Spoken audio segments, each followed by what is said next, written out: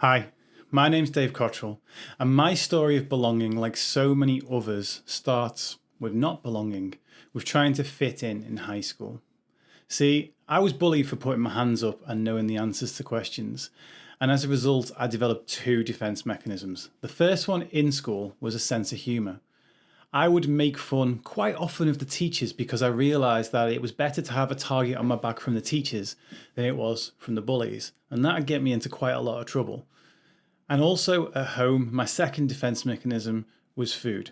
I developed an eating disorder because what I would do is I would basically take a packet of biscuits and I would dunk them in tea until there was no biscuits left to dunk, or there was no tea left to be dunked in. And I felt so out of control in the day in school that I wanted to control something when I got home, and that thing was my food.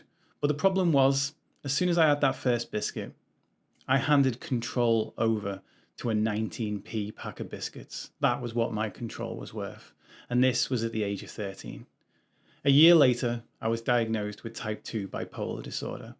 And this essentially became my life until I was in my mid-20s. The eating disorder, non-purge bulimia, developed into obesity. Developed into me getting now teased at school, whether I had the sense of humour or not, because I was teased for my weight. And I didn't take care of any of that stuff until after, with my low self-esteem, I destroyed my first marriage. In the aftermath of that, I decided to do what any kind of man who suddenly finds himself single for the first time in 7 years would do. I wanted a big health kick, and then exercise and food became my new addiction. But rather than this being healthy, at least, well, it looked healthy to people on the outside, this became an obsession.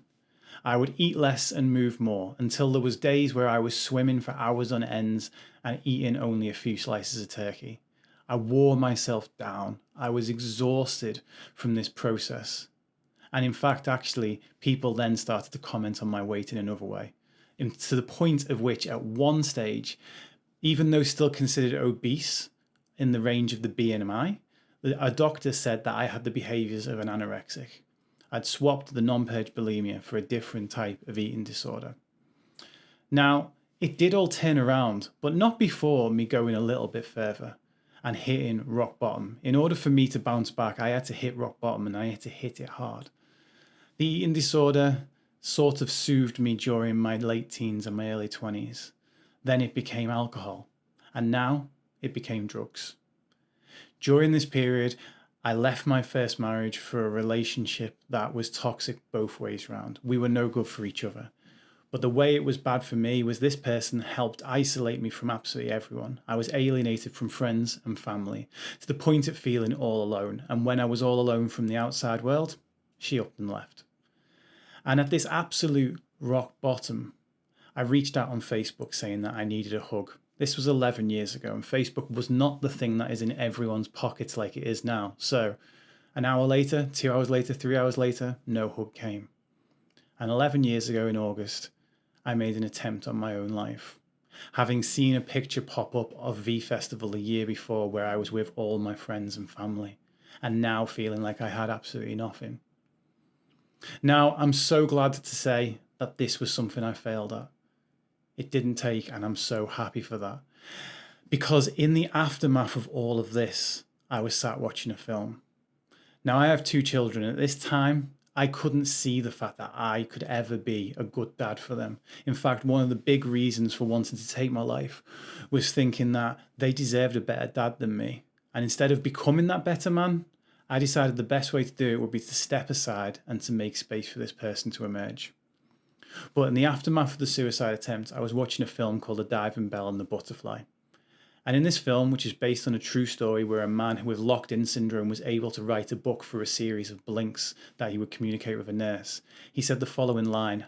He was on the beach with his kids, only able to watch, unable to interact with all the tubes and the wheelchair and all the medical equipment. And he said the following line, even a shadow, even a fragment, even a sliver of a dad is still a dad. That line rocked me to my very core and made me realize that my kids definitely did deserve a better dad. But that man could be me. I could create that better dad rather than creating the space for him to emerge. 11 years later, and while I sit here making this video, my kids, now 15 and 13, are sat down the hall, playing on their computer games, having fun, with 11 more years of memories with their dad. And the real message of any and all of this is that your end is not defined by your start. People who are bullied in school can become bullies themselves, or they can become something else.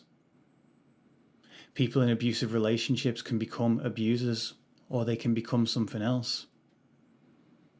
Kids that never knew their own dad can become dads that never know their own kids, or they can become something else.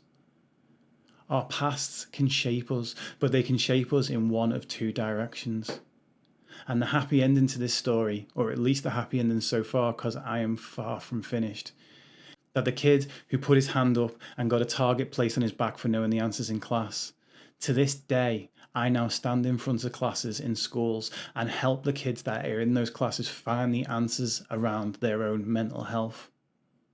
And the final thing I'd like to say is, if you are struggling, please keep going. Because the best chapters of your life may be the ones you haven't even written yet.